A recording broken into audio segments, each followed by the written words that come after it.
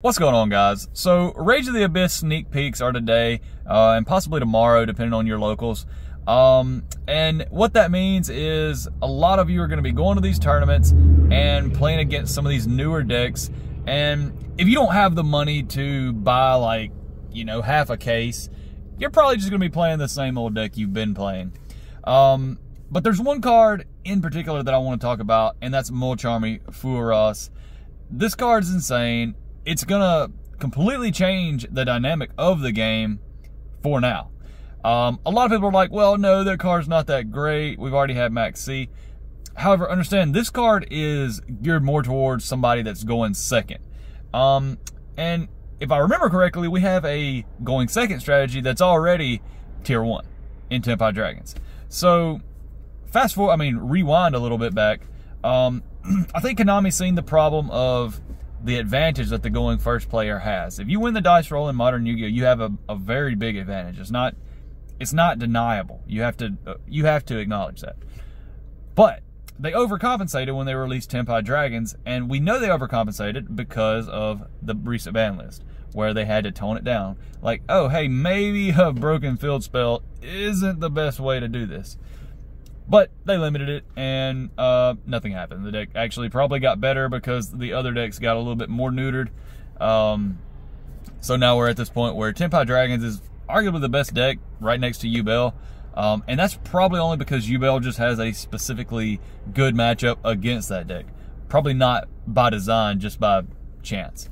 But Mulcharmy Purulia, the card that came out, another card that they tried to compensate going second with. It's okay. It's not as bad as the one that's coming out today in Rage of the Abyss. But it's pretty substantial because most of the time if you draw this card, you're going to get at least 2 or 3 draws against most of the meta decks. And when you're Tenpai Dragons, if you give 2 to 3 draws to a Tenpai Dragon player, unless you can put up like an insane board, like it has to be so insane, or they just completely brick, you probably just FTK'd yourself if you gave them 2 to 3 draws. Now with Mulcharmy Furaas, you're going to possibly be giving them 3, 4, 5 draws.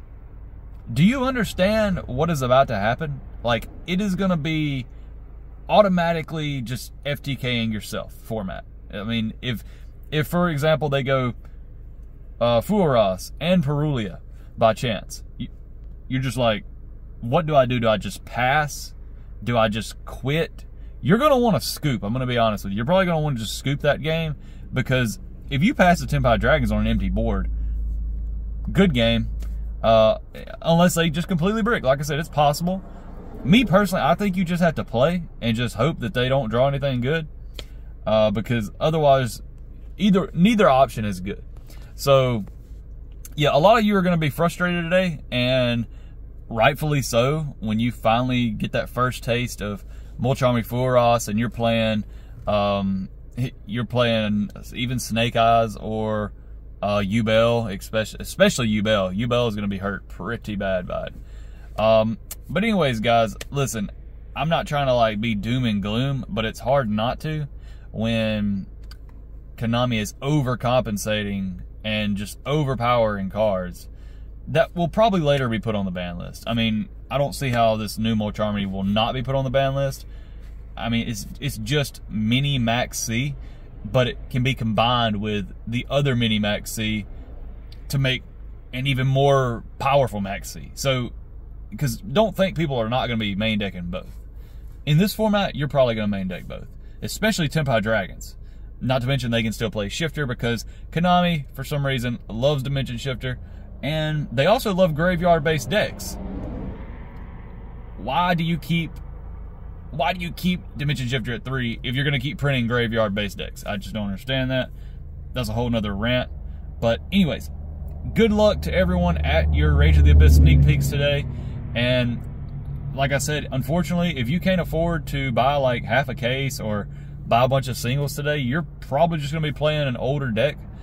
And I hate to tell you, if somebody's there with Snake Eyes as Amina or Tenpai Dragons with the new Mulcharmy Furaas, oh, it's going to be a little rough for you. But anyways, guys, we'll see you on the next video. Let me know what you think in the comments. I mean, maybe I'm being a little doom and gloom about this. Maybe I'm overreacting a little. But I really don't think so. I think I'm right in line, and I think this format is probably going to suck. And we'll have to just see. So, see you later.